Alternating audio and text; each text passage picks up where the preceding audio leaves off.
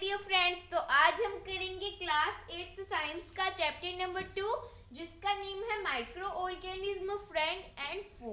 इसमें आज हम पार्ट नंबर 4 की बात करेंगे। तो इसमें पहले हम देख लेते हैं कि माइक्रो ऑर्गेनिज्म होते हैं और बाद में वो कौन कौन सी बीमारियां करते हैं, कौन कौन सी डिजीज कॉज करते हैं।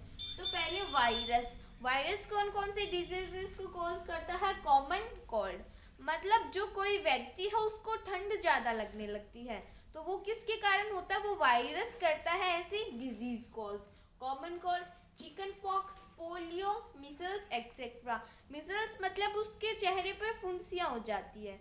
ओके, तो वायरस ये सभी डिजीजेस को कॉज करता है। Common cold, chicken pox, polio, micelles etcetera. फिर है बैक्टीरिया। अब ये बैक्टीरिया कौन कौन सी डिजीजेस को कॉज करता है। Cholera, typhoid, TB, tuberculosis, diphtheria, anthrax and plague. ये वाली डिजीजेस को कॉज करता है bacteria. Cholera, typhoid, tuberculosis, diphtheria, anthrax और प्लेगी। फिर प्रोटोजोआ। अब प्रोटोजोआ कौन कौन सी डिजीजेस को कॉज करता है। Malaria, dysentery, sleeping sickness. Sleeping sickness मतलब उसको नींद नहीं आती, कोई व्यक्ति है उसको नींद नहीं आती। मलेरिया, डायसेंट्री, ये अलग अलग है। Malaria, dysentery, sleeping sickness. फिर फंगी कौन कौन सी डिजीज करता है। रिंगवॉर्म, स्किन डिजीजेस, मतलब फंगी स्किन डिजीजेस को कॉज करता है। स्किन में वो कुछ भी हो सकता है, मतलब किसी की जो स्किन है वो जलने सी लग जाती है, उसकी खालें उतरने लग जाती है। तो ये सभी डिजीजेस कॉज करते हैं माइक्रो ऑर्गेनिज्म और ये सभी उनकी डिजीजेस है। तो हमने जान लिया माइक्रो ऑर्गेनिज्म और उनकी डिजीजेस के बारे में। अब हम आगे बात करेंगे। अब हम देखते हैं डिजीजेस। तो डिजीजेस जो होती है वो 2 टाइप्स की होती है। एक होती है कम्युनिकेबल और दूसरी होती है नॉन कम्युनिकेबल। तो पहले हम कम्युनिकेबल की बात कर लेते हैं। तो जो कम्युनिकेबल डिजीजेस होती है वो किससे फैलती है। Spread through air and water. Air से, हवा से कौन सी कम्युनिकेबल डिजीजेस फैलती है, और वाटर से। तो अगर कोई वाटर पी रहा है, अगर हम भी उसी का वाटर पी लेंगे तो क्या होगा, हमें वो डिजीजेस हो जाएगी। Spread through carriers like mosquito, flies etcetera. तो जो मॉस्किटो होते हैं ये उन्हीं से भी फैलती है। कम्युनिकेबल डिजीजेस मॉस्किटो से भी फैलती है और फ्लाई से। जो हाउस फ्लाई होती है, जो मक्खियाँ होती है, उनसे भी कम्युनिकेबल डिजीजेस फैलती है। फिर non communicable diseases.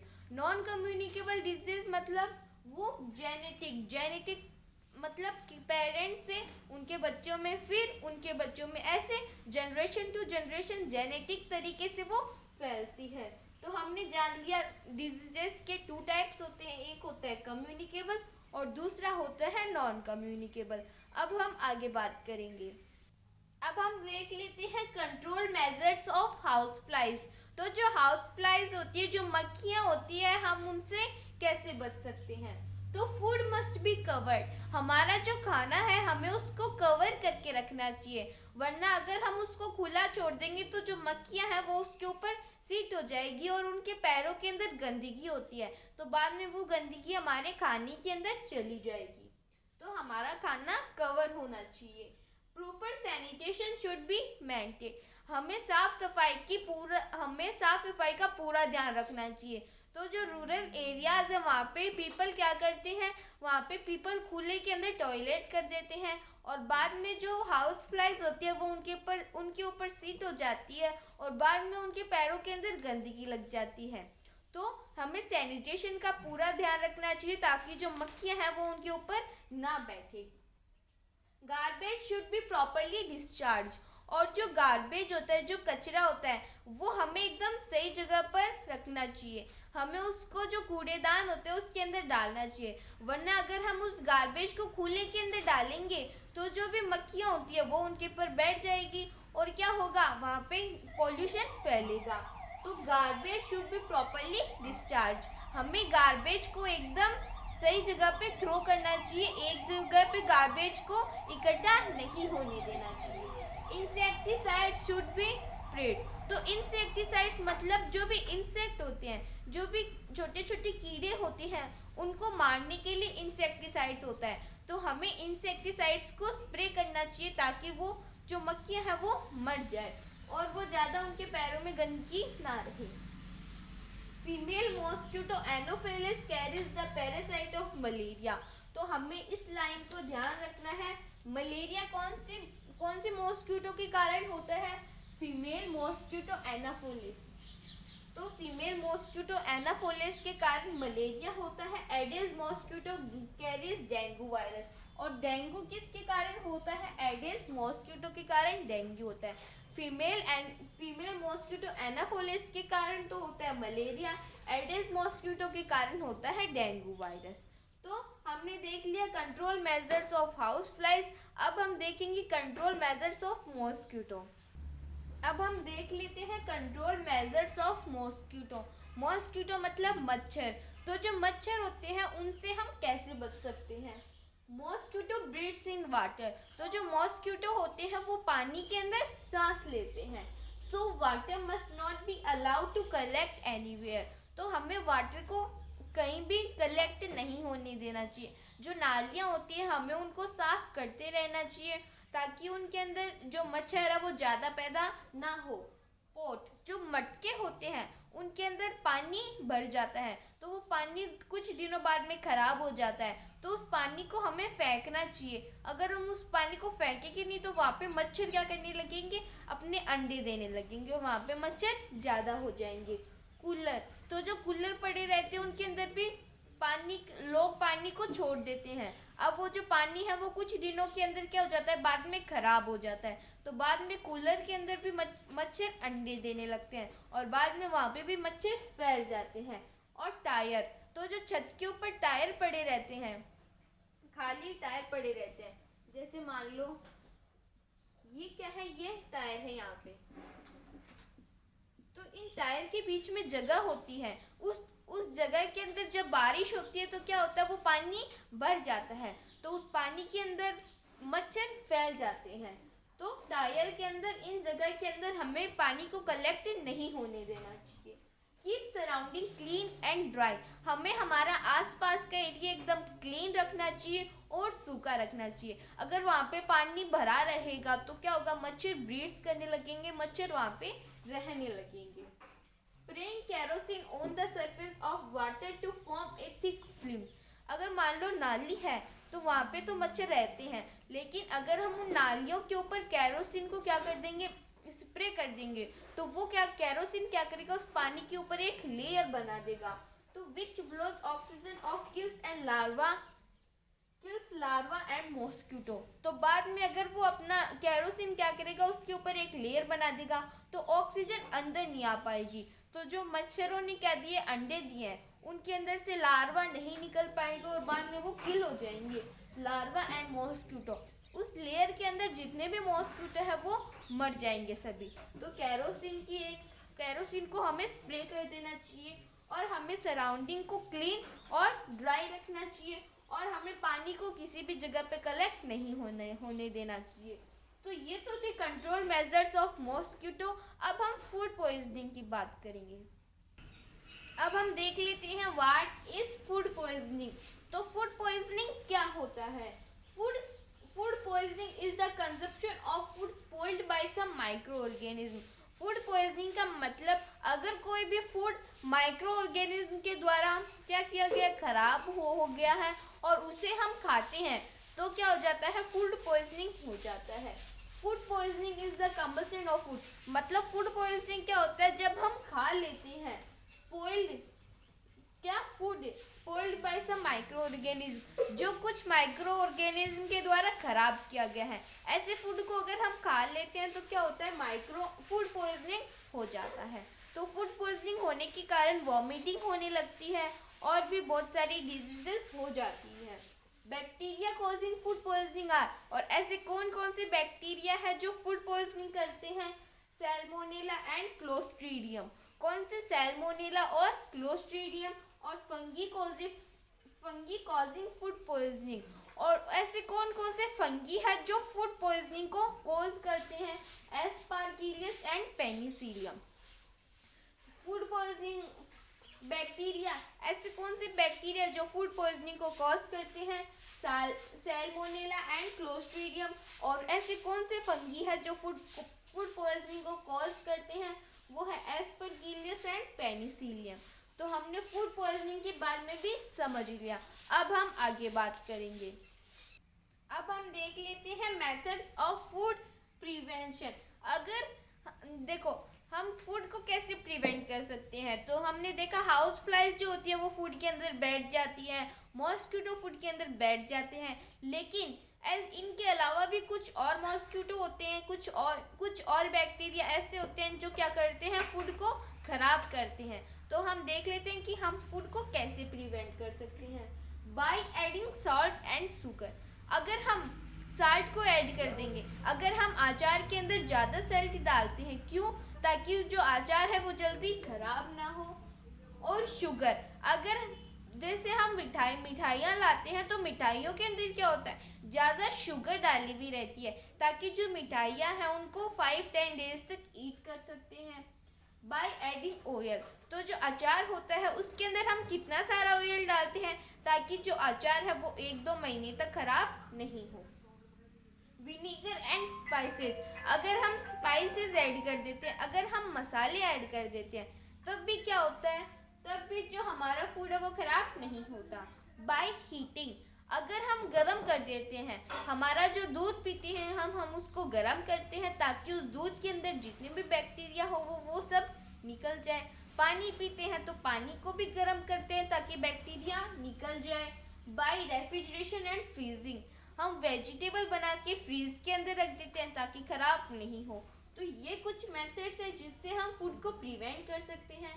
By smoking, smoking करने से भी फूड खराब नहीं होता। बाय सन ड्राइंग, और अगर हम कोई भी चीज़ है अगर उसको सूरज के सामने रख देते हैं, अगर हम सूरज के सामने रख देंगे तो क्या होगा, वो फूड खराब नहीं होगा। बाय पेस्चराइजेशन, तो पेस्चराइजेशन हमने देखा था, मिल्क को जल्दी से गर्म करके उस मिल्क को इतना ही जल्दी ठंडा कर देते हैं, तो उससे क्या होता है, उससे वो मिल्क ज़्यादा जल्दी खराब नहीं होता। By proper storage and packing, अगर हम उसको अच्छी तरह से स्टोर करके रखेंगे और उसकी अच्छी तरह से पैकिंग करेंगे तो भी हमारा फूड खराब नहीं होगा। तो ये कुछ मेथड्स हैं फूड को प्रिवेंट करने के। तो अब हम आगे बात करते हैं। अब हम देख लेते हैं डिजीजेस इन एनिमल्स। तो जो एनिमल्स होते हैं उनके अंदर कौन कौन सी डिजीजेस होती है। तो पहले है माइक्रो ऑर्गेनिज्म और उनकी डिजीजेस। तो एनिमल्स के अंदर कौन कौन से माइक्रो ऑर्गेनिज्म होते हैं और उनकी कौन कौन सी डिजीजेस होती है। तो पहले है वायरसेस। तो वायरसेस कहाँ पे होता है, foot and mouth disease. Viruses में foot bacteria anthrax in cattle, तो बैक्टीरिया के अंदर एंथ्रेक्स होता है इन कैटल। वायरसेस होता है उनके foot and mouth disease, bacteria cause करते हैं एंथ्रेक्स और प्रोटोजोआ कोज करते हैं स्लीपिंग सिकनेस। अब how is spoiled food affected, तो जो स्पॉइल्ड फूड है वो कैसे अफेक्ट होता है।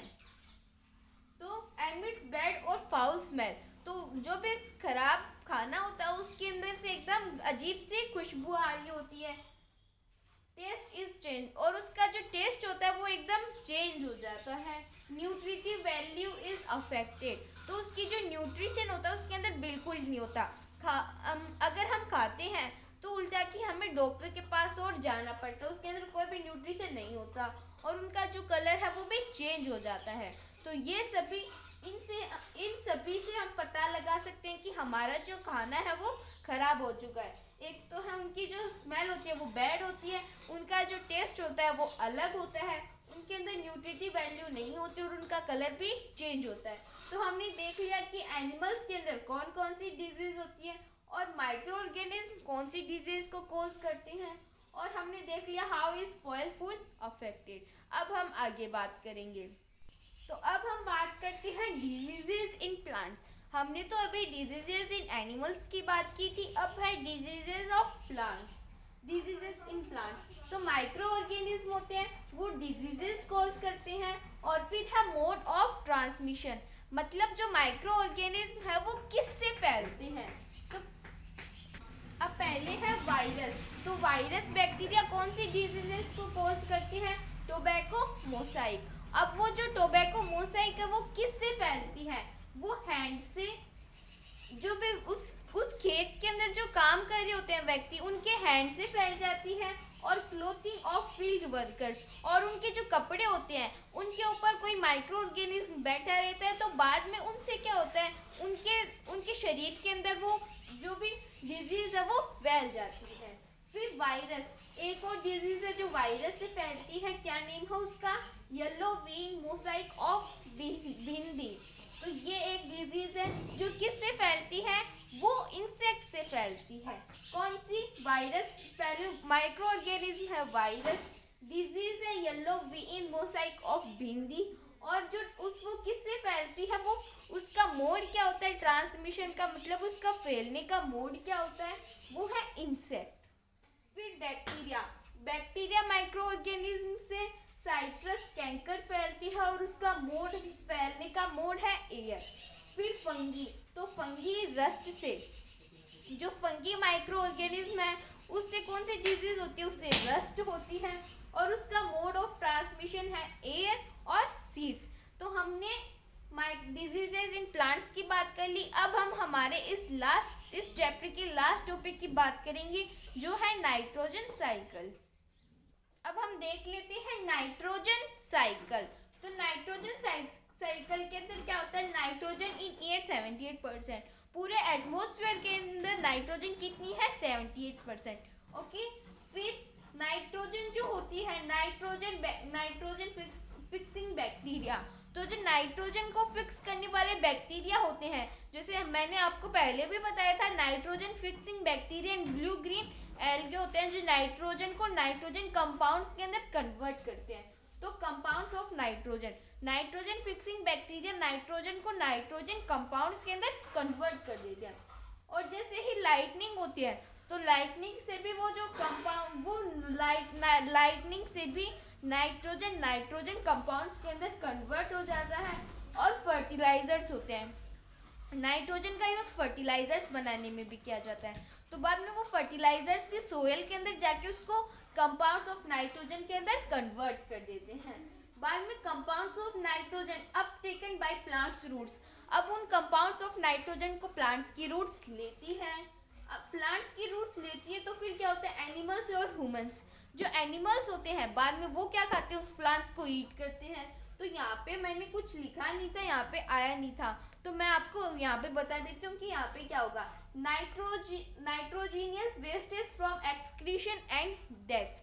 अब तो मान लो प्लांट्स ने क्या खाया? उस नाइट्रोजन को खा लिया। तो बाद में क्या होगा? अगर मान लो वो जो एनिमल है वो क्या करेगा?